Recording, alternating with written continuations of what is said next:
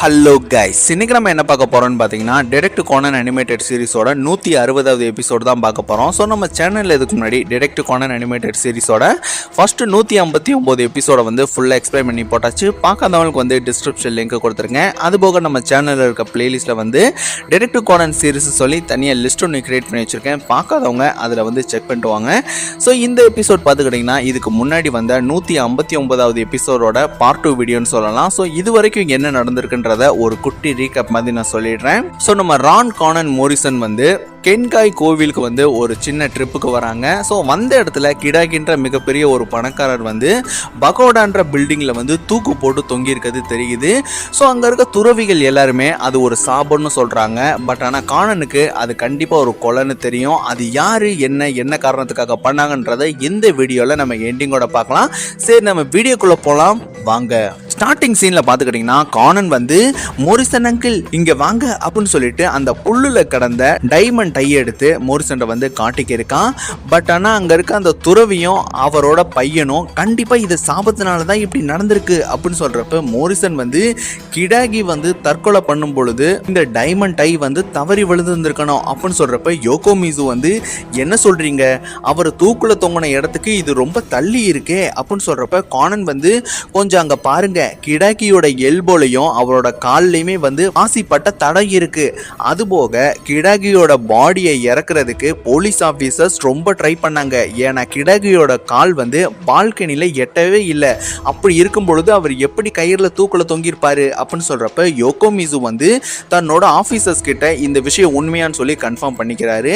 So அதே சமயம் அங்கே இருக்க ஆஃபீஸர்ஸ் வந்து ஆமாம் சார், அவரோட காலுக்கும் பால்கனிக்கும் 50 சென்டிமீட்டர் இடைவெளி இருந்தது அப்படின்னு சொல்றப்ப யோகோமிசு வந்து அப்புறம் எப்படி அவர் கழுத்துல அந்த கயிறை போட்டாரு அப்படின்னு சொல்றப்ப மோரிசன் வந்து மேபி கிடாகியை விட ஹைட்டானவன் அதை போட்டிருந்திருக்கலாம் அப்படின்னு சொல்றப்ப டன்காய் வந்து இதெல்லாம் சாபத்தோட விளையாட்டு, இதெல்லாம் ஆராயக்கூடாது அப்படின்னு சொல்றப்ப கானன் வந்து எனக்கு தெரிஞ்சு இது கண்டிப்பா ஒரு திட்டமிட்ட ஒரு கொலை தான். ஸோ அடுத்து பார்த்துக்கிட்டீங்கன்னா கானன் வந்து அந்த கயிறுல போடப்பட்டிருக்க முடிச்ச போய் பார்த்துக்க இருக்கான். ஸோ அடுத்து பார்த்துக்கிட்டீங்கன்னா அதுக்கு அப்படியே நேர் ஆப்போசிட்ல இருக்க அந்த காட்டுப்பகுதிக்குள்ள கானன் வேகமாக ஓடுறான். அங்க பார்த்துக்கிட்டீங்கன்னா ஒரு பழைய கிணறு இருக்கிறது கானனுக்கு தெரியுது. ஸோ அதை எட்டி பார்க்கும் பொழுது கானனுக்கு ஒரு விஷயம் கிளியரா புரிஞ்சிடுது. ஸோ அந்த கிணறுக்கு மேலே வந்து பாசான் இருக்கிறதையும் கானன் நோட் பண்ணிடுறான். அதுபோக ஆப்போசிட்ல இருக்க புல் தரையில கயிறு இழுக்கப்பட்டதுக்கான தடயமும் இருக்கு. சொன்னே கானன் வந்து ஓ இதுதான் விஷயமா, எனக்கு ஒரு பெர்ஃபெக்டான எவிடன்ஸ் மட்டும் கிடைச்சா போதும், இந்த கேஸை நான் சால்வ் பண்ணிடுவேன் அப்படின்னு சொல்றப்ப அடுத்து பார்த்துக்கிட்டிங்கன்னா யோசுகி வந்து சார் நான் வந்து வேலையாட்களுக்கு சம்பளம் கொடுக்கணும், கொஞ்சம் நான் இங்கேருந்து கிளம்புனா நல்லா இருக்கும் அப்படின்னு சொல்றப்ப யோகோமிசு வந்து சரி நீங்க உங்களோட கார்டை வந்து கொஞ்சம் கொடுத்துட்டு போக முடியுமா அப்படின்னு சொல்றப்ப யோசுகி வந்து அவரோட பர்ஸை எடுக்கும் பொழுது அந்த பர்ஸ் வந்து தவறி கீழே விழுந்துடுது. சொன்னே கானன் வந்து அதை எடுத்து கொடுத்து அந்த பர்ஸை வந்து ஒரு நிமிஷம் ஒத்து பார்த்துடுறான். ஸோ அடுத்து பார்த்துக்கிட்டிங்கன்னா அங்கே வந்து டன்காய் வராரு. சொன்னே அவர் யோசுகியை பார்த்துட்டு என்ன இந்த தீம் பார்க் வேலைகள்லாம் நின்றுடும்ல அப்படின்னு சொல்றப்ப யோசுகி வந்து கண்டிப்பா சார் உங்க கோவில் உங்களுக்கே கிடைச்சிடும் அப்படின்னு சொல்றப்ப டன்காயும் சிகுச்சியும் பயங்கரமா சந்தோஷப்படுறாங்க. சொன்னே கானன் வந்து எனக்கான எவிடன்ஸ் கிடைச்சிடுச்சு அப்படின்னு சொல்றப்ப மோரிசன் வந்து கண்டிப்பா இந்த கேஸ் வந்து தற்கொலையா தான் இருக்கணும், அப்படி சொல்லி இந்த கேஸை நீங்க முடிச்சிடுங்க அப்படின்னு சொல்லிட்டு யோகோமிசுட்ட சொல்லிட்டு மோரிசன் அங்கிருந்து கிளம்புறாரு. சொன்னே கானன் வந்து அவனோட வாட்ச் எடுத்து மோரிசனோட கழுத்துலயே அடிச்சு மயக்கம் போட வச்சிடுறான். ஸோ மோரிசனோட நெத்தியில வந்து அந்த ஸ்பீக்கரை வச்சுட்டு கானன் வந்து மோரிசன் வாய்ஸ்ல வந்து பேச ஆரம்பிக்கிறான். ஒரு நிமிஷம், எல்லாரும் நினைக்கிற மாதிரி இது கண்டிப்பா ஒரு தற்கொலையே கிடையாது அப்படின்னு சொல்லும் பொழுது அங்க இருக்க எல்லா நபர்களும் பயங்கரமா ஷாக் ஆயிடுறாங்க. இது வந்து திட்டமிட்டு நடந்த ஒரு கொலை தான். முதல்ல கிடாகியோட எடையில ஒரு பேகை வந்து ரெடி பண்ணுங்க அப்படின்னு சொல்றப்ப அந்த பேகை வந்து ரெடி பண்ணிடுறாங்க. ஸோ அதுல வந்து கயிறை கட்டி அதோட இன்னொரு முனையை வந்து பக்கோட்டோல வந்து கட்டுறாங்க.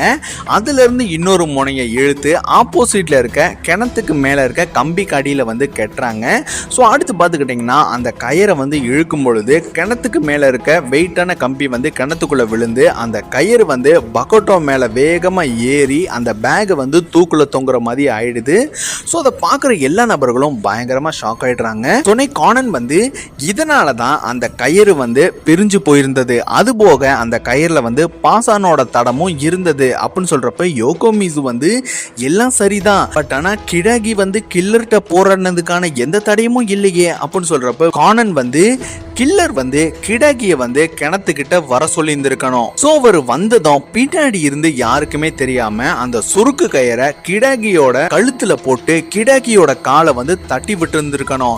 அந்த சமயத்துல கயிறை இழுக்கும் பொழுது கயிறு வேகமா இழுத்துட்டு போகும் பொழுது அந்த இடத்துலயே அவர் கழுத்து இருக்கப்பட்டு இறந்து போனாரு. அதனால தான் அவரோட கால்லையும் மணிக்கட்டுலையும் பாசானோட தடையும் இருந்தது அப்படின்னு சொல்றப்ப யோகோமிசு வந்து சரி நீங்க சொல்றபடியே இருக்கட்டும், அப்படி இருக்கும் பொழுது மேல இருக்க அந்த கயிறை அந்த பால்கனில கில்லர் எப்படி முடிச்சு போட்டிருப்பான், அது ரொம்ப ஹார்டா இருக்குமே, மேபி அவன் கயிறை கட் பண்ணியிருந்தானா பாடி வேக வேகமா கீழே விழுந்திருக்குமே அப்படின்னு சொல்றப்ப கானன் வந்து ஆமா அந்த முடிச்ச வந்து அலிட்டரி நாட்னு சொல்லுவாங்க. அந்த கயிறு முடிச்சு போட்ட இடத்துல ஒரு சின்ன கம்பியை வச்சு பிடிச்சு சுருட்டி இழுத்தா ஈஸியா அந்த முடிச்சு விழுந்துடும் அப்படின்னு சொல்லிட்டு அதை போட சொல்றான். ஸோ அதே மாதிரி பார்த்துக்கிட்டிங்கன்னா அந்த முடிச்சு விழுந்துடுது.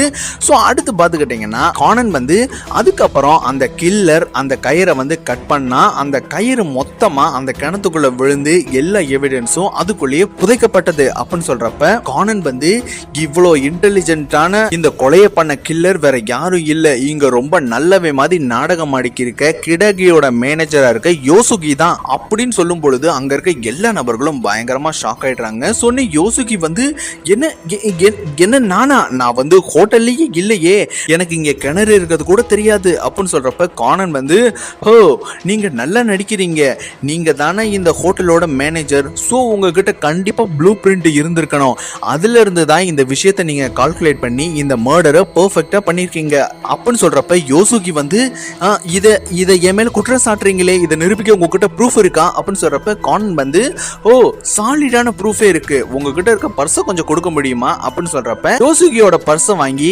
யோகோமிசு வந்து செக் பண்ணிக்கிருக்காரு.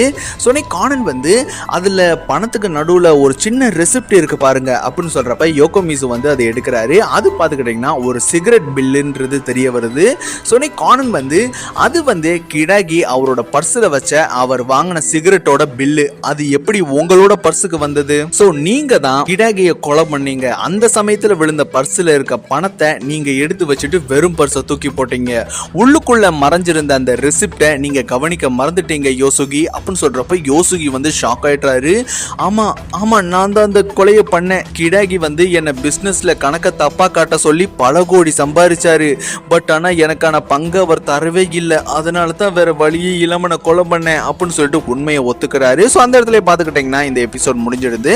அப்படியே போஸ்ட் கிரெடிட் சீன் பார்த்துக்கிட்டிங்கன்னா நம்ம ரான் வந்து நம்ம எங்க போனாலும் ஏதாச்சும் ஒரு கேஸ்ல நம்ம மாட்டிக்கிறோம், ஒரு தடவை 2 தடவைனா பரவாயில்லை, எப்ப பார்த்தாலுமா மாட்டுறது அப்படின்னு சொல்றப்ப ரான் வந்து ஒருவேளை நம்ம மேல ஏதாச்சும் சாபம் இருக்கா என்ன அப்படின்னு சொல்றப்ப மோரிசன் வந்து என்ன பேசுற ரான், நம்ம போற வழியில பல தடைகள் இருக்கத்தான் செய்யும், நம்ம தான் அதை தாண்டி வரணும் அப்படின்னு சொல்லிட்டு பேசிக்கிட்டே படிக்கட்டுல இருந்து தாண்டும் பொழுது பொத்துன்னு கால் தவறி கீழே விழுந்துடுறாரு. ஸோ அந்த இடத்துல பார்த்துக்கிட்டிங்கன்னா இந்த எபிசோட் முடிஞ்சிடுது.